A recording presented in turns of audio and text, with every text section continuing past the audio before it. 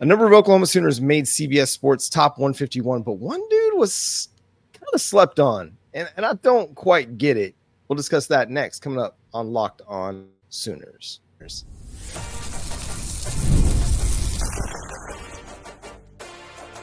You are Locked On Sooners, your daily podcast on the Oklahoma Sooners. Part of the Locked On Podcast Network, your team every day.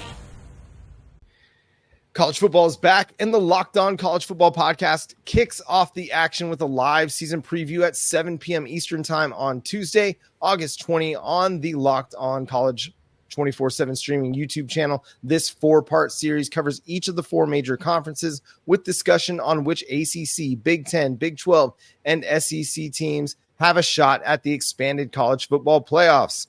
Jay was there with the Locked On SEC preview, so go be sure to check out that special streaming on Locked On College's 24/7 YouTube channel or on Amazon Fire TV, part of the Locked On Podcast Network, your team every day. So, Jay, CBS Sports, Blake Brockermeyer dropped his top 151. I guess ESPN's 100 was not enough. He had to go to 151 and included 6 Oklahoma Sooners. I'm going to run down this list, and you can tell me kind of where you're shocked, and you can interrupt me here. Danny Stutzman at number 28. I think that's we talked about it last week when he was at 32 on ESPN's list. You could make an argument for him to be higher, but I think that's a solid spot. Deion Burks at number 68. Again, a little bit higher than where he was on ESPN's list. Dasan McCullough coming in at number 127, the Cheetah. Interesting.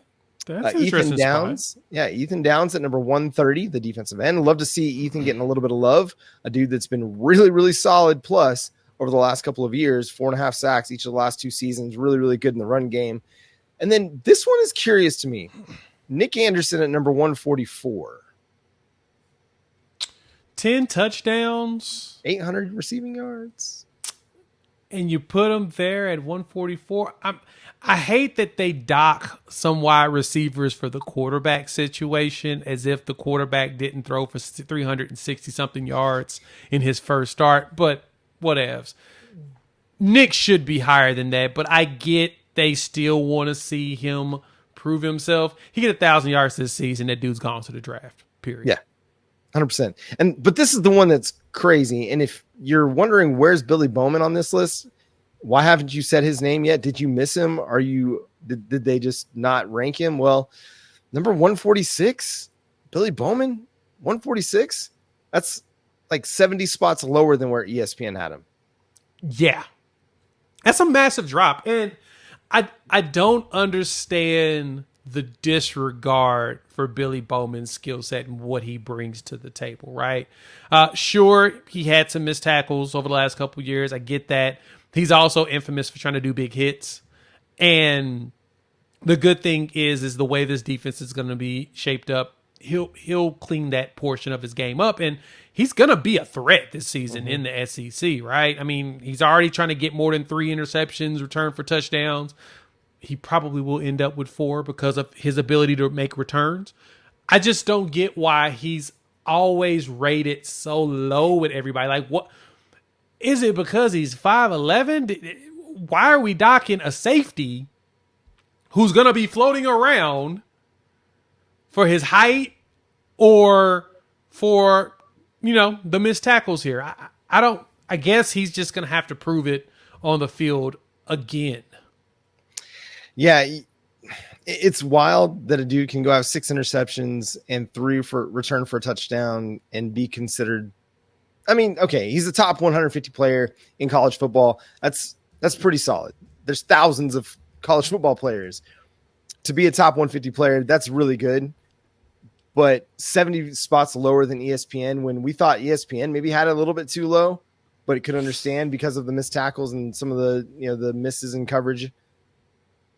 6 interceptions and 3 return for touchdown. Like, that didn't happen by luck. That didn't happen by chance. The dude's really, really, really, really, really good.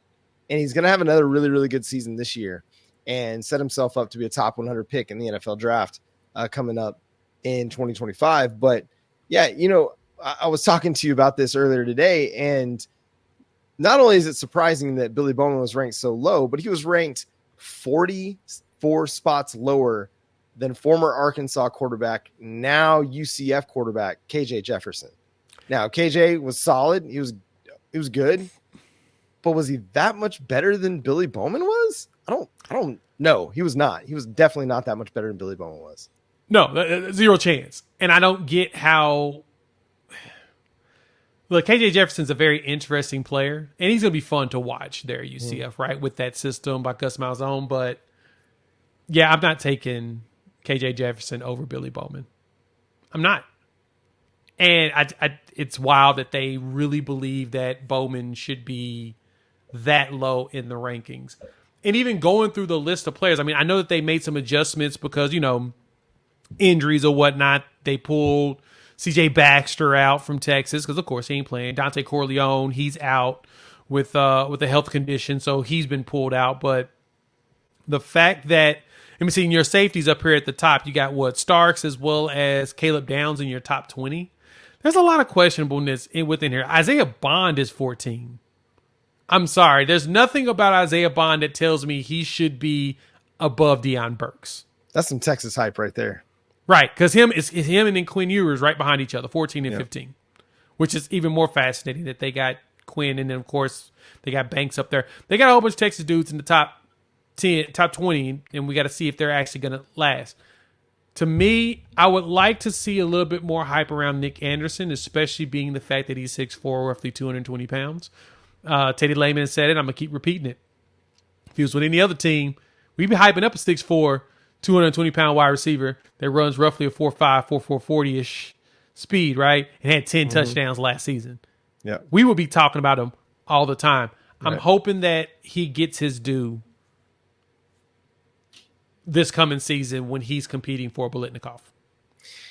There's going to be opportunity because they're still working Andrew Anthony back. Jalil Farouk's been recovering. Now he's back healthy, but he's been working through a toe situation, which, man, if you're a wide receiver and you got toe situations, that can linger and that can re-aggravate and things like that. Not wishing that, but I think Nick Anderson's about to have another big season for the Sooners, and now he's going to be in a featured role, whereas for much of last year, really through the first 6 games of the season, he was in a rotational role. Yep. And then when Andrew Anthony went down, ascended into a starter spot and really took off from there. So I'm excited to see what he can do as a day one starter in this offense with Jackson Arnold, because Jackson Arnold will get it to him. He's not going to be afraid to throw into some windows, as we've discussed. And Nick Anderson's going to thrive because of that. He's going to have a guy that's willing to take some chances and give him some opportunities, even if he's quote unquote covered. So I look at this and I'm like, okay, Ethan Downs is really good, but if I had to choose between the two, give me Billy Bowman. Deshaun McCullough, he was really, really good too. A big part of that Texas goal line stand was Billy Bowman. So it's hard for me to think about this without thinking, okay, who would I want more? And it's I got to have Billy Bowman on this team. The athleticism, the leadership. Obviously, you got him on the team, but as far as these rankings are concerned, he's got to be higher. He's got to be at least around 100 or better.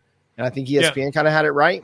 But man, this is some interesting stuff here from Blake Brockermeyer. Any other thoughts on this before we get to Bama? You pointed out that leadership portion of it, and I think that that's a component that really should be taken in consideration. We know that he's going to be one of the main guys on the defensive side, calling plays, pointing things out, and I think that that's what's going to help him in his draft stock, right? Being such an integral part of the way the motor runs on that defense. So as long as he cleans up, the typical things, like I said, the wrapping up, the hits, and making sure he's not getting beat on big plays, his outstanding season is going to lead to him getting drafted. So we'll leave it at that.